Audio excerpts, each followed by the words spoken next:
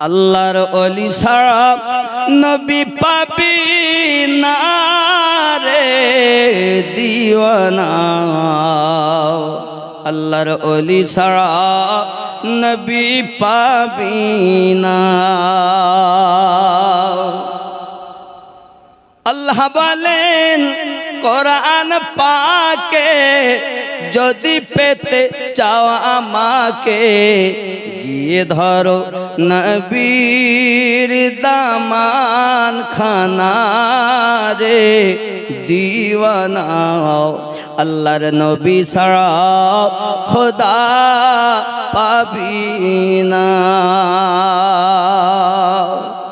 নবী বলেন হাদিস পাকে, যদি পেতে চাও আমাকে গিয়ে ধরো মুর্শিদের কদম খানা রে দিওয়ানা।